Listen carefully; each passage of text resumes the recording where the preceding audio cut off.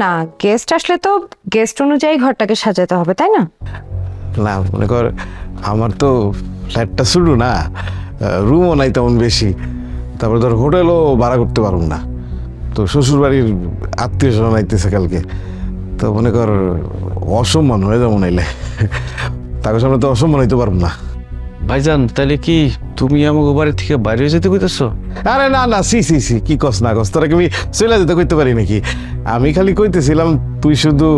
আচ্ছা, তুমি এত ইনায় বিনায় কথা বলতেছো কেন? হ্যাঁ, ডিরেক্টলি বললেই পারো। শোনো রাজা, যেহেতু মেহমান আসছে তাদেরকে তো আমাদের থাকার ব্যবস্থা করতে হবে, তাই না? আর এই ঘরের অবস্থা তো যাতা করে। এখানে সেখানে পেট পরিষ্কার করবি না, বুঝছস? বুঝছ না তো কিছু, ওই ছাগল। বুঝছ? যাও, এখন ঘুমায় পড়ে রাইত দিচ্ছে না, যাও। ও ভাইজান আসো, বসো। না তোর লগে একটা কথা দিতে আইছিলাম। কো ভাই, কি কইবা? ইয়ে, বাসায় কালকে একটা অনুষ্ঠান আছে, ছোট মোটো, তুলির বার্থডে, তো কিছু গেস্ট মেস্ট আইতো আর কি। বাহ, তাহলে তো খুবই ভালো কথা। আরো কিছু বলতে হবে? না, গেস্ট আসলে তো গেস্ট অনুযায়ী ঘরটাকে সাজাতে হবে, তাই না?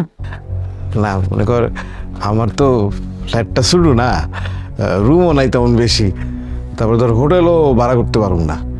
তো শ্বশুর বাড়ির আত্মীয় স্বজন আইতেছে কালকে, তো মনে কর অসম্মান হয়ে যাবো নাইলে, তাকে সামনে তো অসম্মান হইতে পারবো না। ভাইজান তাহলে কি তুমি আমাকে বাড়ি থেকে বাইরে যেতে কইতেছো? আরে না না, সি সি সি, কি কস না কস, তোরা কি আমি চলে যেতে কইতে পারি নাকি? আমি খালি কইতেছিলাম তুই শুধু। আচ্ছা, তুমি এত ইনায় বিনায় কথা বলতেছো কেন? হ্যাঁ, ডিরেক্টলি বললেই পারো। শোনো রাজা, যেহেতু মেহমান আসছে তাদেরকে তো আমাদের থাকার ব্যবস্থা করতে হবে, তাই না?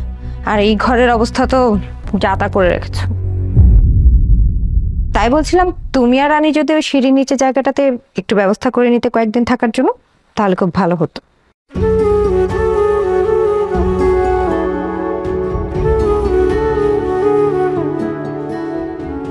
অবশ্য এটা কিন্তু ভালোই হয়। এই ঘরটা তো চারপাশে আটকা, একদম আলো বাতাস ঠিক মতো ঢুকে না।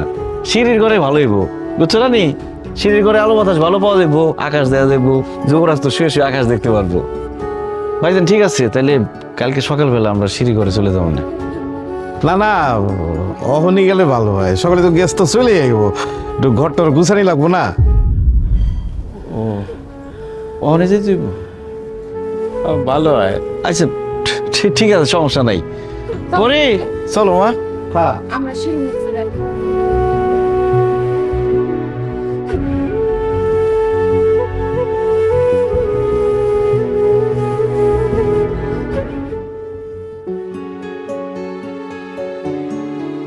আমার মনে হয় কি, ভাই ভাবি হারা চায় না আমরা এনে থাকি। আমরা থাকা তো মনে হয় অসুবিধা হইতেছে। চলেন আমরা গ্রামে চলে যাই। মানে সব সময় এক লাইন বেশি বুঝো। একটা রাইটের লেগে সিঁড়ির নিচে থাকতে দিচ্ছে, এর লেগে ধরে নিল, তারা আমাকে ভালোবাসে না। থাকবো তো আত্মীয় স্বজন আইব। আমরা যদি ঘরে শুয়ে থাকি, আত্মীয় স্বজন থাকবো কোন জায়গায়? কেন গ্রামে যখন কোনো বিয়া লাগে, তখন আমরা আত্মীয় স্বজনগুলো লিগে পুরো বাড়ি ছেড়ে দিই, আমরা যাই খের দিয়ে বিছনা পাইতে শুয়ে থাকি, তখন মান সম্মান যায় না? এখন আছে মান সম্মানের কথা কইতে। আপনি সবসময় নিজের মতো করে সবকিছু বুঝেন। কালকে যে তুলির জন্মদিন, কি দিবেন জন্মদিনে কিছু ভাবছেন?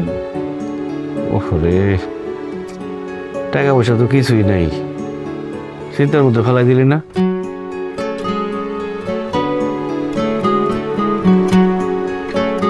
আমার এই স্বর্ণের চেইনটা উপর হিসেবে দিয়েন। কি কস? এটা তো আমাকে বিয়ার চেইন, এই একটাই স্বর্ণ অলংকার আমি দিছিলাম তোরে। মাইয়ার জীবনের সবচেয়ে বড় অলংকার হইতেছে তার স্বামী আর স্বামীর সম্মান।